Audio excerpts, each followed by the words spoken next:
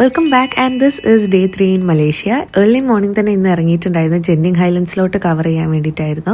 Kuala Lumpur സിറ്റിയിൽ നിന്നിട്ട് ഒരു 1 hour ഗ്രാബ് ഡ്രൈവ് വരുന്നുണ്ട് ഈ ഒരു ബേസ് സ്റ്റേഷൻ അവാന എന്ന് പറയുന്ന ഒരു സ്റ്റേഷനിലോട്ട് എത്താൻ വേണ്ടിയിട്ട്. പരമാവധി തിരക്കൊക്കെ അവോയ്ഡ് ചെയ്യാൻ വേണ്ടിയിട്ട് നമ്മൾ നേരത്തെ പോയത്. അതുകൊണ്ട് തന്നെ ഒരു 10 മിനിറ്റ് റഫ്ലി നമ്മൾ ആ ഒരു ക്യൂവിൽ നിന്നിട്ടുള്ളൂ. വേഗം തന്നെ ഗണ്ടോള കിട്ടിയിട്ടുണ്ടായിരുന്നു. ഈ റൈഡ് ഭയങ്കര രസമാട്ടോ. ലൈക്ക് ഒരു പ്രകൃതിയുടെ ഒരു ഉയരങ്ങളിലോട്ട് പോകുന്ന ഒരു അടിപൊളിയായിട്ടുള്ള ഒരു എക്സ്പീരിയൻസ് ആയിരുന്നു. അതിനിടയിൽ ഒരു ചിൻസ്വി ടെമ്പിൾ, ഒരു കേവ് ടെമ്പിൾ വരുന്നുണ്ട്. ഒരു ചൈനീസ് ബിലീവിംഗിൽ വരുന്ന ടെമ്പിൾ ആണ്. നമ്മൾ എടുക്കുന്ന സെയിം ടിക്കറ്റിൽ നമുക്ക് ഇവിടെ ഇറങ്ങാം. തിരിച്ച് ഈ ഒരു സ്റ്റേഷനിൽ തിരിച്ച് കയറുമ്പോൾ വേറെ ടിക്കറ്റ് എടുക്കേണ്ട ആവശ്യമൊന്നുമില്ല. ഒറ്റ ടിക്കറ്റ് മതി. സിംഗിൾ ടിക്കറ്റിൽ ഇത് രണ്ടും കവർ ചെയ്യാൻ പറ്റും. അപ്പൊ നമ്മൾ ഈ ടെമ്പിളിന്റെ ഏരിയയിൽ ഇറങ്ങി ഒരു അരമണിക്കൂർ അവിടെ നിന്നിട്ടുണ്ടായിരുന്നു. അതിന്റെ സൈഡിൽ തന്നെ ടെമ്പിളിന്റെ ഹിസ്റ്ററി പറഞ്ഞിട്ട് ഒരു മ്യൂസിയം ഒക്കെ ഉണ്ടായിരുന്നു, ഒരു ചെറിയ മ്യൂസിയം. അവിടേക്ക് ഒന്ന് കറങ്ങി. ഇപ്പൊ ഈ ഒരു സമയമൊക്കെ ആയപ്പോൾ നമുക്ക് കുറച്ചും കൂടെ തണുപ്പ് അടിച്ചു തുടങ്ങിയിട്ടുണ്ടായിരുന്നു. കൊലാലംപൂർ സിറ്റി കുറച്ചുകൂടെ ചൂടാണ്. സോ ഈ ഒരു ഏരിയയിലോട്ട് വരുമ്പോൾ കുറച്ചുകൂടെ തിക്കായിട്ടുള്ള വാം ആക്കാൻ പറ്റിയ ക്ലോത്ത്സ് ഒക്കെ ഇട്ട് വരുന്നതാവും ബെറ്റർ. അപ്പോൾ ഈ ഒരു ഏരിയയിൽ നമ്മൾ ഒരു അരമണിക്കൂറൊക്കെ നിന്നു.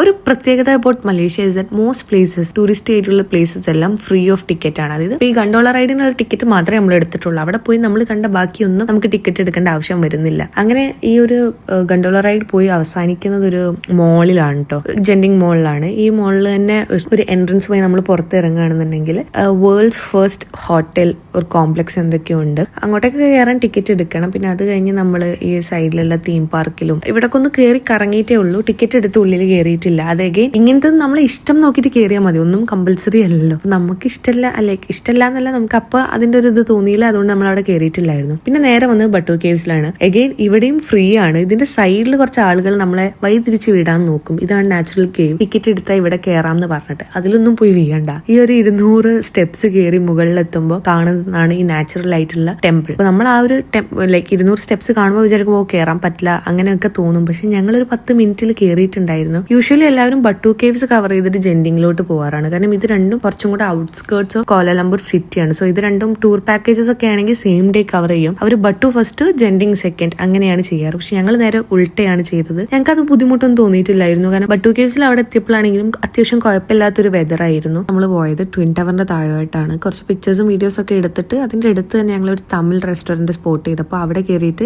മലേഷ്യൻ ലോക്കൽ ഫുഡായ നാസിലമക്കും ദോശയും അങ്ങനെയൊക്കെ കഴിച്ചതിന് ശേഷം പിന്നെ റൂമിലോട്ട് ഞങ്ങൾ നടക്കുക ചെയ്തു. അവിടുന്ന് ഒരു 2 കിലോമീറ്റേഴ്സ് കണ്ടപ്പോൾ ഞങ്ങൾ നടന്നു. കാരണം മലേഷ്യയിൽ നല്ല ട്രാഫിക് ആണ്. നമ്മളൊരു കാർ ബുക്ക് ചെയ്താൽ കാറ് വരാൻ നമ്മളൊരു 10 മിനിറ്റ് കാത്തു നിൽക്കും. പിന്നെ ആ കാറിൽ ചിലപ്പോൾ ഒരു 2 കിലോമീറ്റർ കവർ ചെയ്യാൻ ഒരു അരമണിക്കൂർ വരെ ഇരിക്കേണ്ടി വരും. ഞങ്ങൾ തിരിച്ച് റൂമിലോട്ട് നടന്നിട്ട് പിന്നെ ഇന്ന് ഞങ്ങൾ പൂളിൽ പോകാമെന്ന് വിചാരിച്ച ദിവസമായിരുന്നു. സോ അത് കഴിഞ്ഞ് രാത്രി ഞങ്ങൾ പൂളിൽ പോയി. അപ്പോൾ ഉണ്ടായിരുന്ന ഒരു വ്യൂ ആയിരുന്നു. സോ ഇന്ന് ഇത്രയൊക്കെ ഉള്ളൂ. Bye, see you next video.